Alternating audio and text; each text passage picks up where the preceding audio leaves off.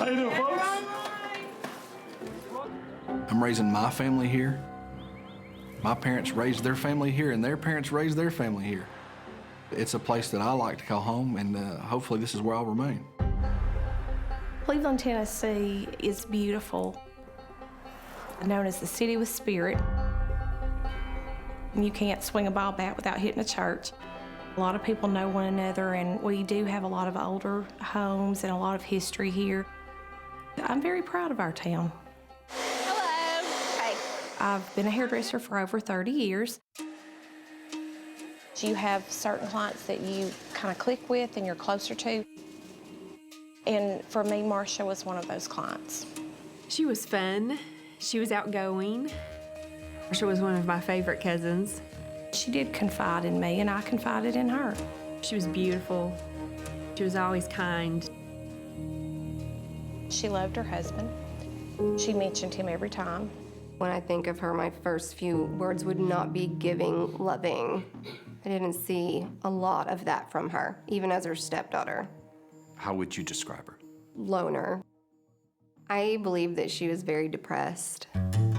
A case that sounds like a 48 hours mystery. Bradley County woman disappears without a trace. It struck me, oh my goodness, she's not been in. That is odd. And I said, What time do they... she's overdue. When Marsha disappeared in June of 2009, her husband, Donnie Brantley, did not report her missing. It's hard seeing my father in this way. It's a scary thing. I know the inside of this man and the heart of him. He wouldn't hurt anyone. He loved her. Yes. And they had a real marriage. Yes. During the years of your marriage, am I correct that you maintained romantic relationships with persons other than your wife? Upon advice of counsel, I plead the fifth. We have a guy who's told numerous lies about where his wife went, and we can prove otherwise. He may be the singularly most dishonest defendant I've ever dealt with. Authorities have not located Marsha's body, but were able to charge her husband with premeditated first-degree murder based on evidence. I think we have a great circumstantial case. There's no blood, no fingerprints, no DNA, no body, and there's no crime scene. What proof is there that she's in fact dead, as opposed to gone missing or living someplace else? I felt compelled to find out what happened to her. I knew that something was very, very wrong. He murdered her. He murdered her. That's crazy. It's ridiculous. Charging you with first-degree murder. Do you understand what the charge is? It's just not him. He's 100% innocent of these charges. If he did do something to her, and if I just let this go, he'll get away with it.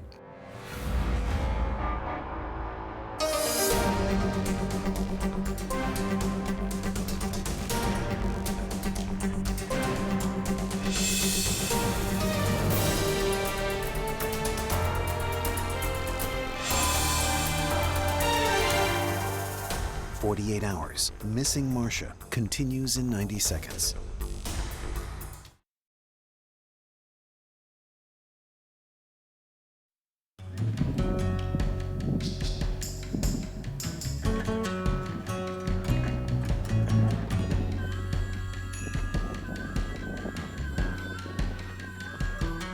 You're ready to go.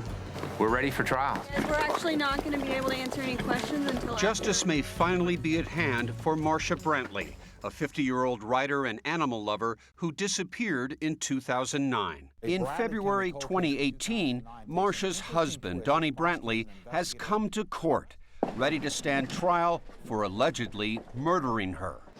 This is a very important day for Donnie Brantley. It's very important. He's had a cloud of suspicion hanging over his head for 9 years. Back in 2014, when 48 Hours first began investigating this case, I wanted to have just a moment with you all to... Marsha's Aunt Medra and cousin Jenna met with Steve Crump, who was about to take over as District Attorney General. Ultimately, I believe we will be able to do justice in this case. We're just looking forward to bringing this thing to a close. We're going to create within this district a cold case working group. Crump raised the family's hopes that he could win a conviction in a case guaranteed to be an uphill battle for the prosecution because Marsha Brantley had simply vanished. We don't have a crime scene. We don't have a dead body. We don't have what you normally think of in terms of a homicide case. As the years passed, Jana and her husband Mark became frustrated that there would never be justice. It's a tragedy. It's something that no one should have to experience or no one should have to go through. What do you think? What happened to her? Will we find her? It's a good question, especially since the man they believe knows what happened to Marsha has, in their opinion, never offered to help. Not a phone call, not an email, not a text message. No. Not a postcard, nothing. None of her family. Did he organize any search parties? No, None. he proffered no help. She was the love of your life, right? Yes. This civil deposition in 2013 shows that Donnie likely will never have much to say. When did she stop being the love of your life? I plead the fifth. Didn't have anything to do with her disappearance, did it? I plead the fifth. This is the home where Marsha and Donnie lived for 9 years. Jana and Medra went into the house in 2012, 3 years after Marsha went missing. They were upset by the chaos they found. Somebody had no respect for her, and we know who that was. And Donnie Brantley is going to pay for what he's done to her. There was not a picture of Marsha to be seen anywhere. I mean, there were pictures of Donnie and his daughter, but none of Marsha. Growing up, Jana was especially close to Marsha, her older cousin. She would come and pick me up from high school sometimes, and we would go get ice cream. From a young age, Marsha had an endearing passion for pets. She had her favorite little dachshund named Barney. She taught him how to pray before he ate his meals. He would cross his little paws. As an adult, Marsha volunteered at a local animal shelter. I looked up to her when I was a little girl. She was 5'10". Kim Shank was Marsha's closest friend. Even though she seemed to kind of command the room, she was probably one of the more shy people to be that commanding with her physical presence. She was a friendly person, a sweet person. Especially to her parents. She grew up in an affluent family, an only child with no children of her own. She took care of her mother a lot because her mother was ill for a very long time. In 1999, Marsha met Donnie Brantley on a dating website. He was a divorced father of a teenage daughter. She called me and she said, well, I've met someone, and was getting really serious, and she said, I want you to meet him. Marsha and Donnie shared a love for the outdoors. She was an avid hiker, while Donnie was a competitive bicycle rider. At 41, this was Marsha's first serious relationship. He was what I always wanted for her, somebody that she could be into and love and share her life with and live on happily ever after. Marsha even wrote poetry for Donnie. With love so pure and true, I can but only thank my God I fell in love with you. Marsha and my dad. Donnie's daughter Elise was happy her dad had found a soulmate. When we would sit and watch movies on weekends and that kind of thing, they would hold hands. They were married in 2000 and moved into the house Marsha's parents had built for her. But shortly after the newlyweds settled down, tragedy struck. Her mother passed away in November of 2000, and her father passed away in December. Imagine losing both your parents in less than a month. She was devastated. It was just a lot of sadness. I mean, it was just heartbreaking. I saw a different side of her when she lost her parents. There wasn't a lot of happiness after that. But Marsha did her best to carry on. A large inheritance enabled her to help Donnie set up a handyman business franchise. She also quit her job as housing director at nearby Lee University to pursue her passion. She wanted to write young adult novels. She was very talented and definitely had what it took to be successful. Reggie J. and Nancy Grill were members of a writers group that Marsha formed in 2007. What was the name of this writing group? Thunder Rock Writers Group. The other name was the Big Girl Panties Group. We would critique each other's work, and we would say, put your big girl panties on because, you know, you might get your feelings hurt. Nancy and Reggie say Marsha was the best of the bunch. Dirty Little Secrets is a story that Marsha wrote. The sun rose above the kudzu-covered trees as I swept the house and chased the dust out of the front door and across the porch with a broom. Wonderful imagery. Mm-hmm. She can write, this woman. Yes. But in June 2009, a dark chapter began in Marsha Brantley's life with a plot twist right out of a novel. She seemed to fall off the face of the earth. I knew that something was very, very wrong.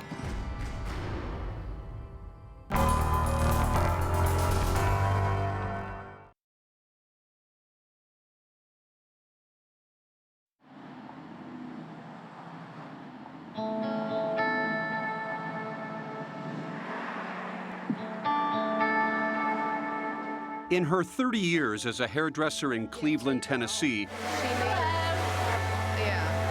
Kelly DeLude says cuts, perms, and parts Will you do that the way you do the... are only part of the job.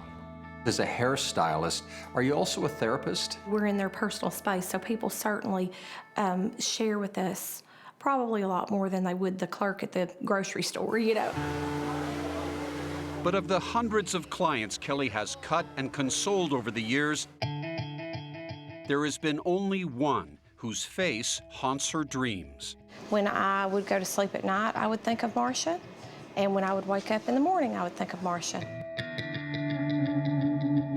Marsha Brantley first came in for a cut in the year 2000, and the two came together like scissors and hair. What was it about Marsha that made the two of you click? We just got along. We would just talk the whole time. We would just sort of catch up with one another. She really spoke mostly about her home life with Donnie and her dogs. Her dogs were like her children. Kelly says Marsha couldn't say enough nice things about her marriage and her husband. As the years went by, the two women grew closer. But during what turned out to be Marsha's final hair appointment in April 2009, Kelly saw a side of Marsha that left her concerned. She seemed troubled. She seemed a bit depressed. She was asking me if the economy had affected the business here, and I said, certainly it had, you know.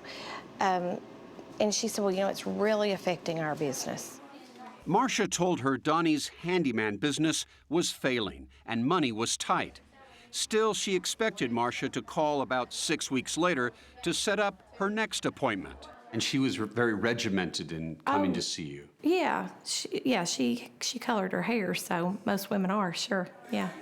But Kelly never got that call. She was too busy to notice.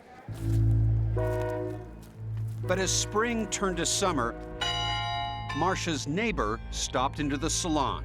She said, Kelly, when was the last time you did Marsha's hair? And I said, let me look. And I looked at my file and I said, April, that is unusual. Is she okay?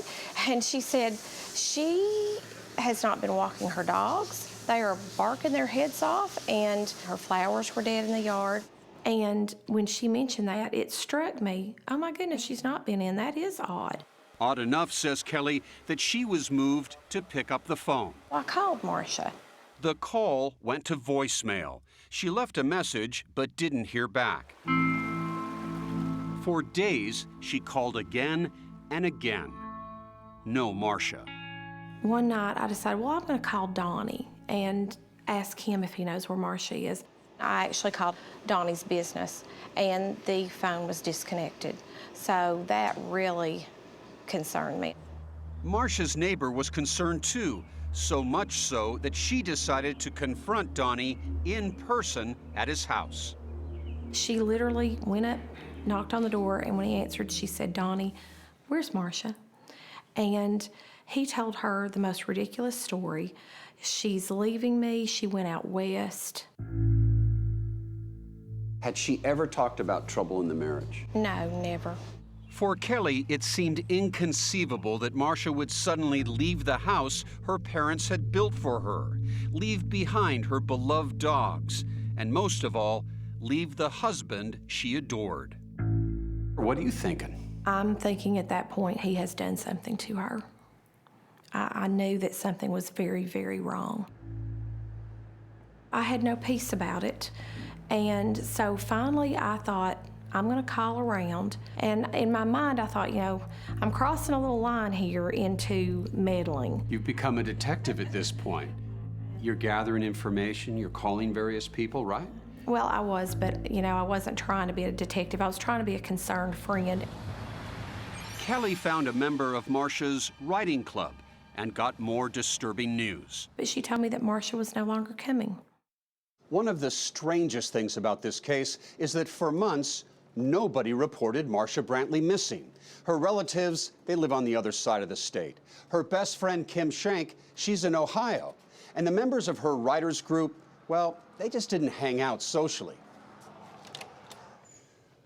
In the end, it would be her hairdresser who tipped authorities to a potential murder.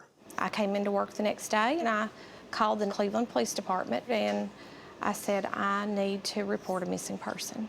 And he said, excuse me, are you her mom, her sister? And I said, no, actually I'm her hairdresser. He said, well, ma'am, if he says she's gone and that she left him, she left him. Undeterred, Kelly turned to the best social network she knew, her customers. And you can cut and talk at the same time, right? Yeah. You're good at that. For 30 years. Okay. Kelly chose a person who was long on brains under all that short hair. Local attorney Jerry Hoffer. He couldn't get away, so when I was cutting his hair, I said, you know, Jerry, I'm going to tell you a story. And when I get finished, I want you to tell me what you think. I'm listening to the stories, and I'm just sitting there thinking, man, this guy's, he might have killed his wife.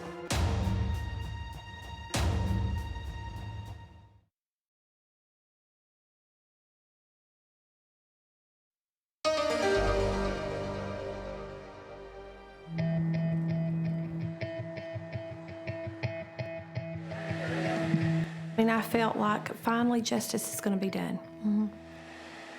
Right after I got my hair cut, and I walked in the DA's office, and I just kind of in a flippant way, I said, you've got a dead lady out there. You all need to be looking for her. Prosecutors agreed and sent their investigator, Walt Hunt, now retired, to Marsha's house to look for her. When I approached him, he told me that they were having some marital issues. But it wasn't just what Brantley said, it was how he said it that really caught Hunt's attention. He was pretty cool and maybe a little cooler than I might expect. He said he was cool, calm, steady as a rock. He said that is not normal. Hunt's instincts convinced him to call the TBI, the Tennessee Bureau of Investigation. They would launch what would become a 9-year coordinated effort between state and local agencies, all dedicated to finding Marsha Brantley. It was around October 2011, and I jumped at the opportunity to be able to assist with the investigation. When Zach Pike and David Shoemaker of the Bradley County Sheriff's Office got the case in 2011, they quickly saw why Donnie Brantley was a suspect. He had always denied any role in his wife's disappearance, but he'd lied when he claimed that Marsha had taken her phone. I think her cell phone in his possession is easily, in my mind, the most damning fact. The cell phone never left pinging from a tower that's 2 miles or less from the home. In June of 2009, right around the time investigators think Marsha disappeared, they say Donnie used her phone to make a highly suspicious call. He calls on that cell phone, the Chattanooga Singles line. He calls it dating? Yes, Chattanooga Singles line. While Donnie was apparently seeking a new love interest, investigators say he couldn't seem to keep his story straight about his old love, Marsha. She took a camper and moved to Townsend, Tennessee. Gone to Florida, gone out west to work as a missionary. Every time somebody asks what happened to Marsha, it's something different. They were all lies. If Marsha had left, investigators were struck by what she had left behind. All of her clothes, her shoes, documents important to her, the baby book that her mother had compiled for her, brushes, toothbrushes, All that's still in the house. She left her car. Importantly, she left her house. The one her parents had built for her. That doesn't make sense. If Donnie Brantley did kill his wife, they say a look at the family finances may provide a motive. Did she keep the money or you? I played the fifth. He was financially supported by his wife. They say Donnie's failing business franchise was draining Marsha's inheritance. She would have cut him off from the money. What was the state of their marriage in those last months prior to Marsha's disappearance? There was a little bit of tension, obviously with the money problems. And investigators soon unearthed phone records that revealed Donnie Brantley had begun calling an ex-girlfriend within days after Marsha disappeared. You know Stephanie Richardson?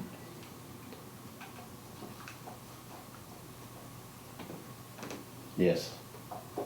Okay. And who is Stephanie Richardson? I played the fifth. Lee Davis is Donnie Brantley's attorney. There was no affair with Donnie while Donnie was married to Marsha. There was an intimate relationship that started after Marsha left. And there was other suspicious behavior.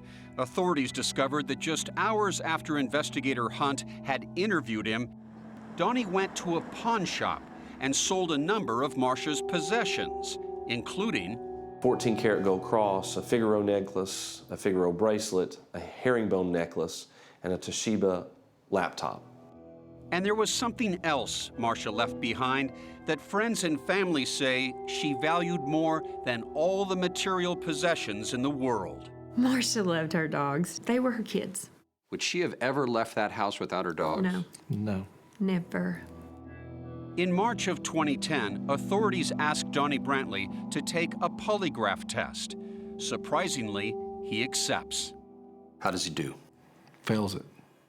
Fails it. Flying colors. Then, during that 2013 videotaped deposition, I played the fifth. Donnie refused to answer I played the fifth. or said he couldn't recall I don't recall. more than 100 I don't times. recall. Are there other items of hers which you sold when she disappeared?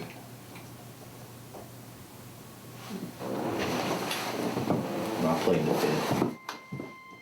That performance, combined with circumstantial evidence, helped convince police in August of 2013 to arrest Donnie Brantley and charge him with the murder of his wife. Donnie Brantley is now an inmate at the Bradley County Jail being held on a $500,000 bond for the first-degree murder of his wife, Marsha. But after 7 months behind bars, Donnie is freed when then-prosecutor Steve Bebb decides he doesn't have enough evidence yet and drops the charges.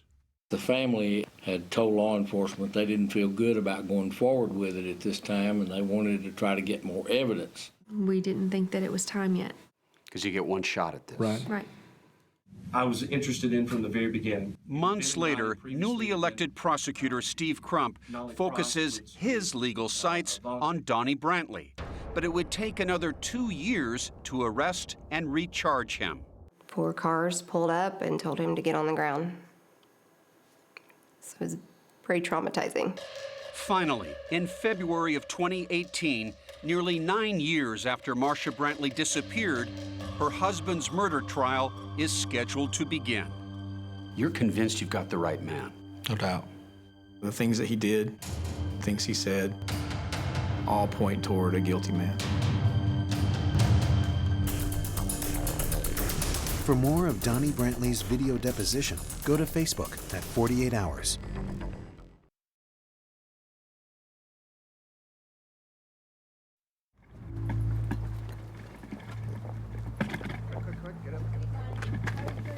How big a case is this among people here? I think it's pretty big for the simple fact that this doesn't happen here every day. People don't just disappear and not be seen for 9 years. Zach Pike and David Shoemaker of the Bradley County Sheriff's Office say as Cleveland, Tennessee natives, the Brantley case hits them close to home. In some ways, is this personal for you? Absolutely. Been many nights I haven't slept. Wonder where Marsha is. We're actually not going to be able to answer any questions. There's no proof that Donnie Brantley murdered his wife, Marsha. I've asked him point blank, If Donnie is responsible, as you suggest, tell me how he did it. Donnie Brantley's lawyers, Lee Davis and Janie Parks Farnell, say their client should never have been charged with murder once, let alone twice. Law enforcement had tunnel vision, and they had tunnel vision that led directly to Donnie Brantley. And the rest of it, they just ignored. Who murdered Marsha Brantley? Donnie Brantley. You say the same? I say the same. Where? At her house, at their house. No proof of a crime scene, no proof of a body or an autopsy. Is there a witness in this case? No, there's no trace evidence, there's no blood, no fingerprints, no DNA, no fiber analysis. What proof is there that she's in fact dead? He'll argue at trial that this case is actually about a 9-year-old marriage that, because of financial problems, may have reached a breaking point in June 2009. And she told Donnie that she needed some time to herself and time to think. Which is why Davis says it's ridiculous to argue Donnie's failure to report Marsha missing is suspicious. When your wife tells you that she's leaving the marriage, you don't call the police or 911. She would never have left her family. She would never have left her home. She would never have left her friends, and just disappeared and contacted no one. Remember, her phone never left the house. He's using her phone after he's told law enforcement that she took it. Yes. Davis says that certainly doesn't help Donnie, but it shouldn't hurt him either. He lied about her cell phone, and that is something that has complicated the case. There is a huge world of difference between somebody who lies about a cell phone and proof of a first-degree murder. Nor should it hurt the defense that Marsha left many of her belongings behind, even if Donnie pawned some of them. Davis says he needed cash, but left most of her things alone because he figured she'd one day come back to get them, including her beloved dogs. Let's talk about the dog issue. If you believed that Marsha was murdered, you would say she would never leave the dogs behind. If you look at it from the lens of Marsha was troubled and depressed or not sure what she was going to do, the one thing she wouldn't do is take the dogs with her. She'd make sure she left the dogs with somebody who would take care of them no matter what, and that's Donnie. They got those dogs together. They were their dogs. They weren't just hers. And there was one thing Marsha definitely didn't leave behind, Davis says. She took with her a large amount of money, which was her money. A wad of cash they kept hidden in the attic. And how much money are we talking about? Probably talking between $100,000 and $110,000. Davis says all that money could have been Marsha's gateway to a new life, away from her husband and Cleveland, Tennessee. Donnie's lawyers also claim that all those stories he told about where his wife may have gone were actually suggestions once he realized she truly was missing. In the state of Tennessee, there are 283 missing persons cases open right now. Though a civil court ruled that Marsha is deceased, her name can still be found on the National Missing Persons website. There's one for Marsha Brantley right now that's open, listing her as a missing person, not a murdered person, not a person who they suspect has been murdered by her husband. She's a smart woman who left for reasons of her own. She was always self-assured and was a leader-type personality. But a couple of months before Marsha disappeared, Reggie J. says the writers' group was stunned by a bitter email exchange with her. She says, "Ladies, I just wanted to let you all know that I'd be missing for some time without explaining." When you read that, what'd you think? I was mad. I thought, how dare you do that to us? She writes, "No one in the group is responsible for my MIA, missing in action, status. I merely said I'd be missing." At that point, I truly did think to myself immediately, did Marsha write that? Who'd you think wrote it? Donnie. But neither side in the legal case agrees with her. The defense says Marsha wrote the email because she was about to leave town. She was separating herself from those relationships that was closest to her. The prosecution says she only sent it because she planned to quit her writing group. And the email itself proves she wasn't actually going anywhere. Later in that email, she says, "But you all will see me around. Cleveland is a small town. We'll certainly run into one another." Reggie and Nancy were bewildered and concerned. They remembered around the time of the emails, Marsha, who had suddenly lost a lot of weight, said something that now seemed ominous. And she just made the comment, I've been so depressed that I could hardly get off the couch. And I remember doing sort of a double take, looking and like, Marsha, are you okay? I think that there was a whole lot going on with Marsha that she didn't tell anyone, even the people in her writing group. If Marsha Brantley had a secret, 48 Hours contacted one of the only people she might have told. Robin Torero is a former pharmacist who worked with doctors to treat patients. She specialized in hormone replacement therapy. She first came in 2004, in the June of 2004. Torero says Marsha was going through menopause and was having a tough time, including night sweats and mood swings. It can be very, very severe. And in the worst cases, what can it lead to? Well, I mean, there have been cases known where women did commit suicide during this time. Torero worked with Marsha's doctor who prescribed medications for her, right up to the time she disappeared. What concerned me more with Marsha was not what she shared, but what she didn't share. That there was a lot more underneath there than she was willing to share with me. Torero's chart notes show Marsha repeatedly reported feeling depressed, including this passage 1 month before she disappeared. On May 1st, 2009, patient has been off of hormones since April the 12th. Was having severe depression. So Marsha said to you she was experiencing severe depression. Yes, it was underlined, severe. And what are the last notes that you have written? On 5/18, she was having mood swings, sleepless. She was just like this, up and down. You have a woman who describes herself as being severely depressed. Those things were disclosed in 2010 to law enforcement, and from all I can tell, they've never been investigated. There was no significant mental illness. I never thought that that was the real answer. State investigators have closed a Cleveland pharmacy. In 2015, the Tennessee Board of Pharmacy revoked Robin Torero's license for unprofessional conduct unrelated to Marsha's treatment. She was never charged with a crime. Oh, the Places You'll Go by Dr. Seuss. What do you think happened to Marsha Brantley? I wish I knew. I really have no idea. Did you ever just look him in the eye, daughter to father, and say, Dad, did you do this? Did you kill her? I did not. I knew he didn't. She's gone. She's dead. Well, he's disposed of her body very well. I know that. Now, after 9 long years, a jury will hear both sides of Marsha Brantley's mysterious disappearance. This has got to be done exactly right. We don't have any room for error.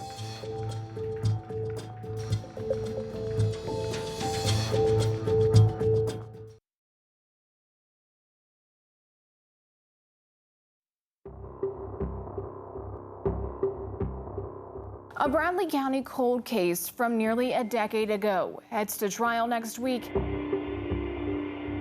But just 2 days before Donnie Brantley's murder trial is set to begin, I've heard you have an announcement to make. Prosecutor Steve Crump, the man who 4 years earlier promised Marsha Brantley's family justice, gives 48 Hours some shocking news. We just met with the family and we told them that we're probably going to be dismissing this case on Monday.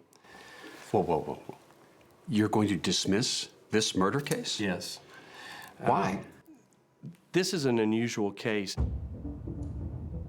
We're afraid that the judge will enter a judgment of acquittal because we can't prove that Marsha Brantley was murdered. You only get one shot. Crump fears the jury would never get a chance to decide on guilt or innocence, that the judge would rule there just isn't enough evidence to go on and throw the case out. To be charged with murder, dropped, charged with murder, and dropped again. I'm sorry, I just feel like there's some incompetence here. Sure. Well, and I can appreciate that, and my view of what Donnie Brantley did to Marsha Brantley hasn't changed. I don't believe we have the wrong guy. I don't believe we have the wrong set of facts. This is a legal decision, one that is made as a matter of trial strategy. Crump stands by what he's done. Maybe I should have done it earlier. Maybe I should have seen this sooner. Maybe you're right. Maybe it was incompetence. I'll never stop self-evaluating. But no matter what the outcome is, I better always do the right thing. Hey, Kelly. Hello. I have some rather startling news to tell you. There will not be a trial. Are you serious? That's terrible. That's terrible. February 5th, 2018, court convenes to make it official. Hey, Zach. Morning. It's kind of a sad day for you. Absolutely. That's him. That's Brantley. Donnie, can I just ask one thing? What's going through your mind after all you've gone through? This is such a day of victory for you.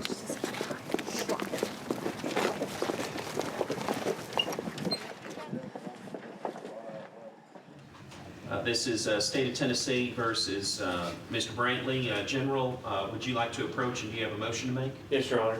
I made the decision on Saturday that we would not go forward with this case. Nearly 10 years after Marsha's disappearance, it takes a judge just 10 minutes to dismiss the case against Donnie Brantley yet again. At this time, Mr. Brantley is free to go. For Donnie, a second victory. Well, I'd like to thank the judge for dismissing the charges. I'd also like to thank my family for all their support during this extremely stressful period. And I look forward to putting this difficult time behind me. For Marsha's family, a second devastating blow in court. I felt like life had been squeezed out of me. My family is crushed, but tomorrow's a new day. This isn't the end. Later that month, the judge orders Donnie's record of criminal charges in Bradley County to be erased. And Steve Crump does something we found remarkable. So this is from the case file. It is. And this is an extraordinary thing, because generally you don't get to see this pre-trial. That's right. With Detective Pike guarding the evidence, Crump showed 48 Hours what a jury never got to see. He hopes that by showing the evidence, a viewer may remember something important and call in a tip. What are you holding in your hand? This is a receipt for a torch kit for a welder. Receipts for items Donnie bought around the time Marsha disappeared, including duct tape and plastic sheeting. The man runs a home repair business. We believe that all of these receipts represent preparations for disposing of Marsha Brantley. Disposing of her body? Yes, correct. What do we have here? A greeting card. A greeting card he says Donnie hand-delivered to that ex-girlfriend he'd been calling. This was delivered, we believe, the day after Marsha Brantley disappeared. And what did Donnie write on the inside of this card? Hi, girl, with 2 exclamation points. Things are better for me now. Call me if you can, with his number. You know how a card got in Stephanie Richardson's mailbox on the morning of June the 3rd, 2009, in your handwriting? I played the fifth. It provides, at least in part, a motive. There's another woman. We wanted to meet that other woman. We've decided to drive out to her neighborhood to try to speak to her.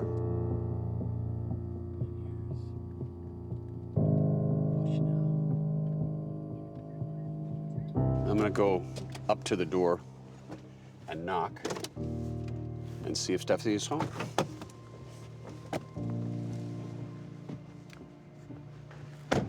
Stephanie Richardson is now married. Hey, Stephanie. Hi, how are you? I'm Peter Van Sant with CBS News 48 Hours. It's really nice to meet you. She disagrees with the prosecutor's interpretation of the card. I'm sorry, they're stretching things. Stephanie says she did date Donnie, but not while Marsha was in his life. The prosecutor's claiming that there was an affair. That's not true. I would love to ask you just a few questions about that. Would you be? No. You have to understand, this is my life for 10 years. I don't want to deal with this anymore. Donnie Brantley has gone back home to Georgia, where he's spending time with a new love interest and his grandchildren, too. Getting to see that grandfather side of him is just a whole other very special side. What I want people to know is how loving, kind, thoughtful, and how hardworking he is. Despite the prosecution's repeated failure to prove Donnie Brantley committed a murder, or even that a murder was committed, they pledged to work harder to one day bring the Brantley case back to court. I've been very plain that we're not going to stop. And so whatever he feels, relief, or whatever he may feel, I wouldn't get accustomed to it. We hope it helps. Back in Cleveland, her writing group member Nancy Grill believes Marsha's story may have one last dramatic chapter. I'm probably the only person in the world that doesn't really truly believe that Marsha is dead. What? Do you believe that one day Marsha Brantley may reemerge? I think it's a possibility. But sadly, Marsha's family thinks Nancy's hope is pure fiction. Oh yeah, I think about her every day. Can we get her back? Can we lay her to rest beside her mother and father? Our family has a hole there that can't be replaced, and we will do everything we can to find her. And we won't give up.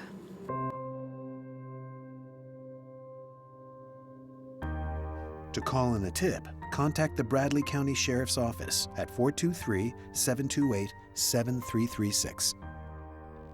To see more of the evidence, go to 48hours.com.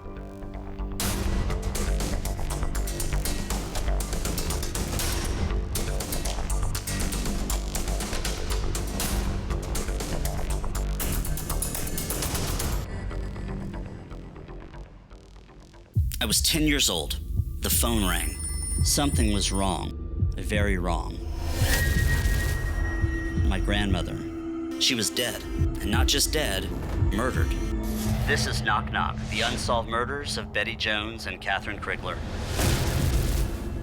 What was done in that house was as bad as anything Jack the Ripper ever did. Sergeant Lott is no ordinary police officer. They developed a DNA facial recognition of the killer. Now I know what you look like. I'm gonna get you. Never in a million years did I think that we would get answers so quickly. CBS News, original reporting.